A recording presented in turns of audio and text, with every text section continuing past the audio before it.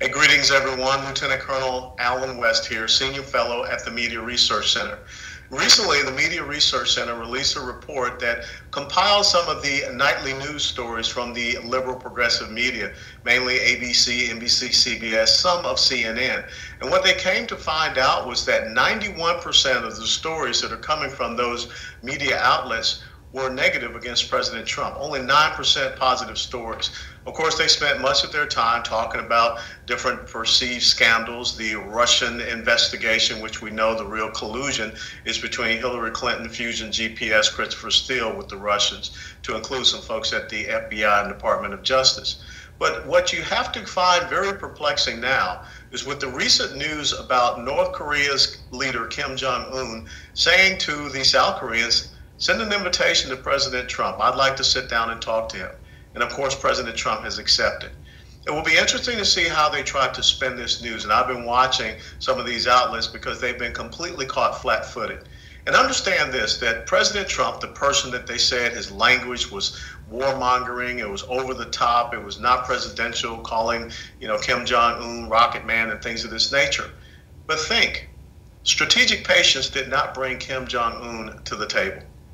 And it was not the compromise, appeasement, and acquiescence that we have seen really for the past 24 years from the U.S. presidential leadership toward North Korea that has finally brought one of those leaders to the table.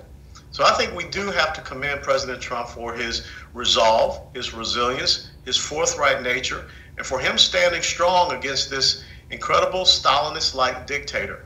When you saw that young man during the State of the Union address that held up his crutches, that lets you know the evil that is there in North Korea. But yet we also recall at the start of the Winter Olympics how the liberal progressive media was fawning over the sister of Kim Jong-un, who is the modern day version of Joseph Goebbels, the Nazi propaganda minister, because that is her title in North Korea, Minister of Propaganda. So as we go forward now and we start to look at what is going to happen with these talks, the most important thing that the Trump administration has to continue to do is keep the pressure on North Korea. And I was glad to see that in the statement that the sanctions, the recently imposed sanctions, will not be lessening. The fact that we have combined military operations and training exercises with South Korea, that will not be ceasing. We have forced North Korea to say those words that we never thought we would hear, and that's denuclearization, as well as ending their ballistic missile program. But what President Trump and the Trump administration should also push for is the fact that North Korea should not be exporting that technology, the ballistic missile technology, the nuclear technology, and now we know the chemical weapons technology that we found out into Syria or in collusion with Iran. That's a very important thing that they need to also surrender. And when you speak about surrender, what we need to seek with North Korea and Kim Jong-un is an unconditional surrender. We need to maintain a moral high ground, a high ground against one of the worst dictatorships that we have in existence in the world today. And so I think also that President Trump should talk about the future of North Korea. And the future of North Korea should not, well, it should not be including Kim Jong-un. Let the Chinese figure out his fate.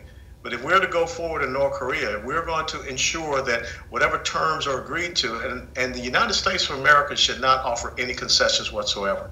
It should be the complete denuclearization of North Korea.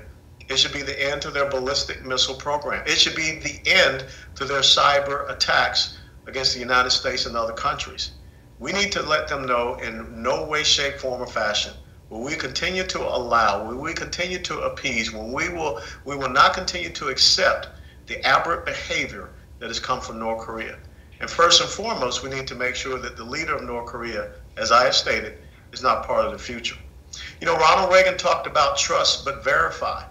I would make this recommendation to President Trump, that I would go and read the book Reagan at Reykjavik, when he was there meeting with Gorbachev, and they were talking about the Strategic Arms Limitations Treaty.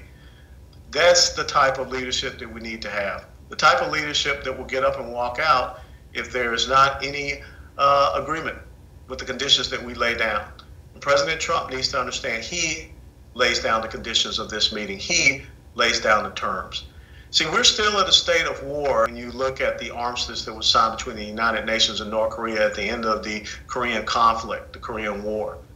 We need to put an end to it now and forevermore.